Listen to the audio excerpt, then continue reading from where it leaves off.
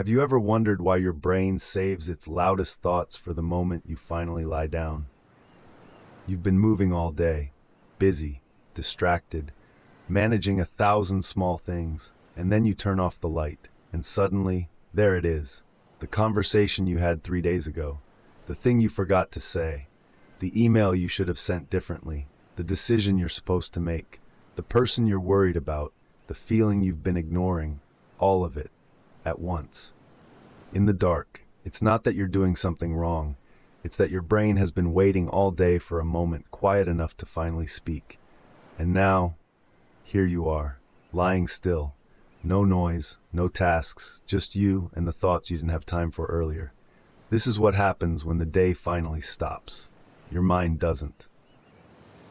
There's a version of this that feels like you're being punished, like your brain is deliberately choosing the worst possible time to remind you of everything you're anxious about. But that's not quite what's happening.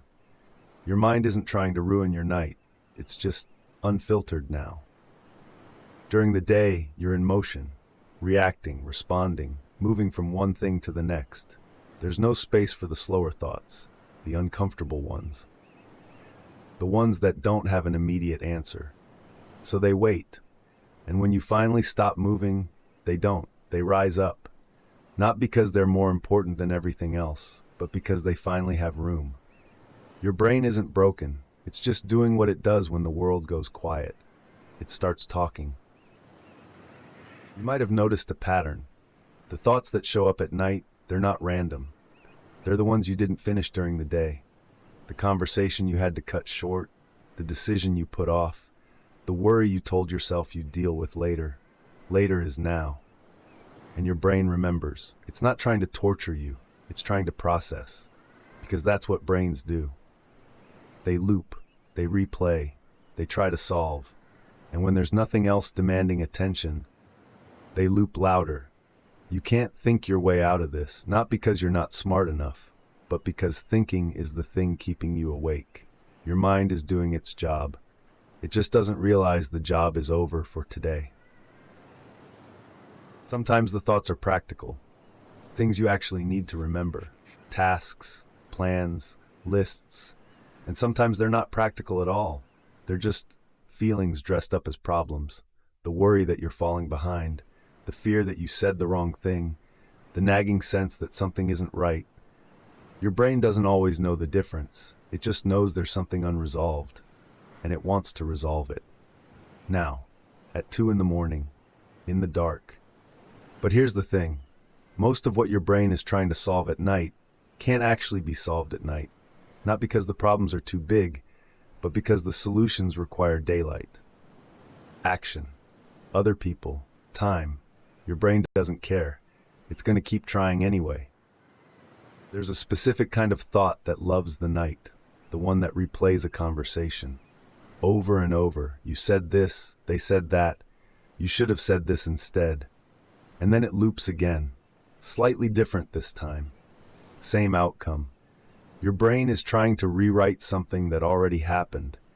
It's trying to find the version where you said the perfect thing, where it went differently, where you feel okay about it. But you can't rewrite the past by replaying it. You can only make yourself more tired. The conversation is over. It already went the way it went. And whatever happens next will happen in the daylight. Not here, not now, not in this loop. Your brain doesn't want to accept that, but it's true anyway. You're not overthinking because you're anxious. You're overthinking because you care. About the people in your life, about doing things right, about not messing up, about being okay. That's not a flaw.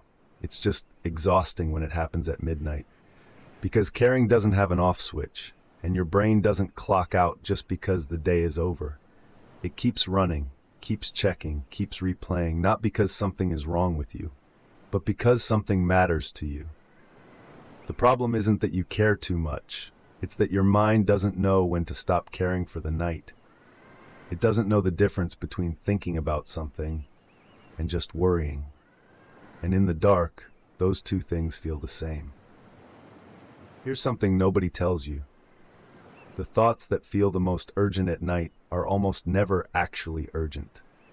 They just feel that way because everything feels bigger in the dark. The small worry becomes catastrophe. The passing comment becomes rejection. The unanswered text becomes proof of something terrible. Your brain is doing what brains do, filling in the gaps, making meaning, connecting dots that might not even be there. But in the absence of daylight and distraction, those dots look real. They feel real. And so you lie there, trying to solve them, trying to make sense of them. But they're not puzzles, they're just thoughts. And thoughts at 3 in the morning are terrible advisors. They don't have perspective, they don't have context, they just have volume. Your brain has a script it likes to run at night.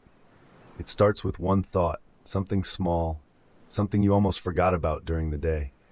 And then it pulls the thread. That thing connects to this thing, which reminds you of that other thing, which leads back to the first thing. And suddenly you're in a loop. Not because you're stuck, but because your mind is trying to find the ending, the resolution, the answer, the thing that makes it okay to let go. But most thoughts don't have neat endings. They just exist, and your brain doesn't like that. So it keeps searching, keeps looping, keeps replaying, trying to find the version where everything clicks into place. But that version doesn't exist. Not tonight, not here, not in the dark. Part of why you can't stop thinking is because thinking feels like doing something. It feels productive, like you're working on the problem, like you're getting closer to an answer. But you're not. You're just rehearsing. Rehearsing the conversation you'll have, the decision you'll make, the thing you'll do differently next time. And rehearsing feels like preparation. But it's not preparation. It's just thinking about preparation, which is not the same thing. Your brain doesn't know that. It thinks if it runs through it enough times, you'll be ready. But you're already as ready as thinking can make you. The rest has to happen in the world. Not in your head, not in the dark, not tonight. Your mind is trying to control something it can't control yet. And that's why it won't stop. Your body doesn't know the difference between lying in bed worrying and actual danger. It just knows you're alert, tense, focused. And so it stays alert too. Your heart beats a little faster, your breath gets a little shallow, your muscles stay tight. You're not in danger, but your body doesn't know that. It thinks if you're thinking this hard, something must be wrong. So it keeps you awake, keeps you ready, keeps you on, even though there's nothing to be ready for. This is the loop within the loop. Your thoughts keep your body awake. Your body keeps your thoughts loud, and you're stuck in between. Not because you're doing it wrong, but because your brain and body are doing exactly what they're designed to do. They just don't realize the danger isn't real. You might be lying there thinking everyone else is asleep. Everyone else has figured out how to turn their brain off. Everyone else just closes their eyes and drifts away. But that's not true. Somewhere right now, someone else is staring at their ceiling too, replaying their own conversation, worrying about their own thing, wishing their mind would just stop. You're not the only one awake. You're not the only one who can't shut it off. You're just the only one you can see. And in the dark, that makes it feel like you're the only one struggling. But you're not. This is what minds do. They run, they loop, they worry, and sometimes they don't stop when you want them to. That doesn't mean you're broken. It just means you're awake. Your brain isn't trying to keep you awake. It's trying to keep you safe. That's its job, to notice threats, to solve problems, to make sure you're prepared. And in its mind, the unanswered question is a threat. The unresolved feeling is a threat. The thing you can't control is a threat.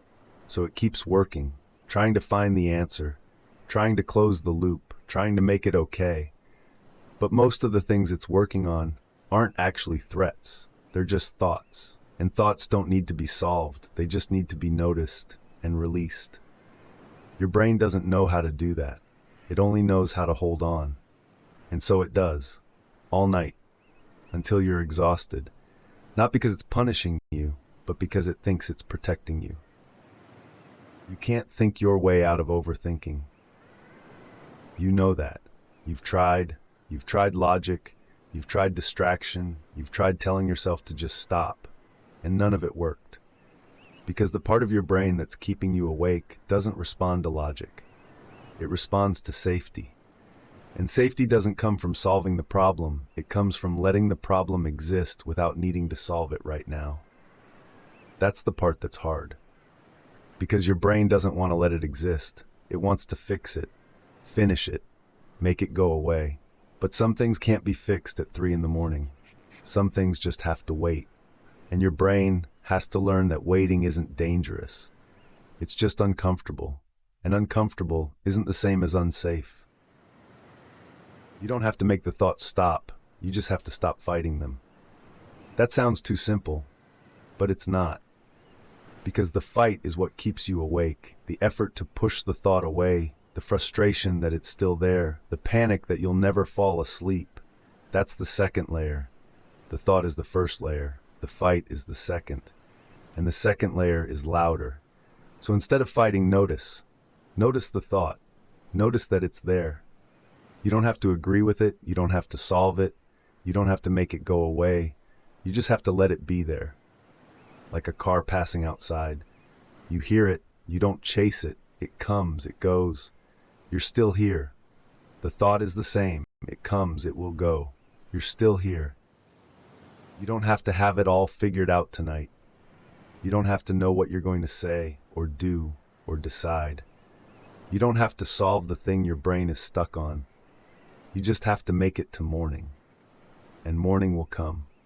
Whether you solve it or not, whether you sleep or not, whether you figure it out or not, morning comes anyway. And in the morning, things look different, not because the problem changed, but because you have daylight and space. And the ability to actually do something. Right now, in the dark, there's nothing to do, nothing to fix, nothing to solve, nothing to change. There's just this moment. This breath, this quiet room. And that's enough. You don't have to earn rest by finishing your thoughts. You're allowed to rest anyway. Part of why this is so hard is because you care deeply about getting it right, about not hurting people, about being good, about doing enough. And that care doesn't turn off just because it's nighttime. It follows you into bed, into the dark, into the quiet, and it whispers all the ways you might have gotten it wrong. Not because you did, but because caring feels like vigilance. Like if you stop checking, something will fall apart. But nothing is falling apart. You're just tired. And tired minds catastrophize. They spiral. They imagine the worst. Not because the worst is happening, but because tired minds don't have the energy to imagine anything else. Your care is not the problem. Your exhaustion is making your care feel heavier than it is. And that's why you can't put it down. The voice in your head at 3 in the morning is not your wisest voice. It's your most tired voice. It's the one that's been running all day. That's run out of patience. That's down to its last bit of energy. And so it catastrophizes. It tells you everything is worse than it is, that you've ruined everything, that people are upset, that you're behind, that you're failing. But that voice is not telling you the truth. It's just telling you it's tired. And tired voices lie. They make small things enormous. They make passing moments permanent. They make worried thoughts feel like facts. But they're not facts. They're just the sound of exhaustion. And exhaustion always sounds like doom. Your wiser voice will come back in the morning, the one that has perspective, that can see clearly, that remembers you've survived every other hard night. Your brain won't stop because it doesn't trust the quiet. It thinks if it stops working, something bad will happen. But nothing bad happens when you stop thinking. The world keeps turning. The people you care about keep existing. The thing you're worried about stays exactly where it is, unsolved, unresolved, waiting. And that's okay, because most things wait. Most problems don't need to be solved in the middle of the night. Most worries don't need an answer right now. Most thoughts just need to be let go of. Not forever, not even for long, just for tonight. Just long enough to let your body rest. Your brain will resist this. It will tell you that letting go is dangerous, that you have to keep working, that if you stop, you'll forget. But you won't forget, you'll just rest. And rest is not the same as giving up. You've been lying here long enough. You've thought about it enough, replayed it enough, worried about it enough. And it's still there. The thought, the worry, the thing you can't solve. But you're still here too, and you're more tired now than when you started. So maybe, just for tonight, you don't have to finish this. You don't have to figure it out. You don't have to make peace with it. You don't have to understand it. You just have to let it exist. In the background. In the quiet. In the space between awake and asleep. It doesn't need your attention right now, and you don't need to give it. You've done enough for today. You've thought enough, cared enough, tried enough. Now it's time to let your mind rest. Not because you've earned it, but because you need it. And needing it is enough. If you're still awake, that's okay. You don't have to force sleep. You don't have to make your mind go blank. You just have to stop asking it to. Let the thoughts come, let them pass, let them be there without needing to do anything about them. Your breath will slow, your body will soften, your mind will quiet. Not because you tried harder, but because you stopped trying. And in that stopping, there's space for rest, for quiet, for the kind of sleep that comes when you finally stop fighting for it. You're going to be okay. The thing you're worried about will still be there tomorrow, and tomorrow you'll have the energy to meet it. But tonight, you're allowed to let it wait. Close your eyes if you want, or don't. Either way, you're exactly where you need to be. And that's enough. For now, just breathe.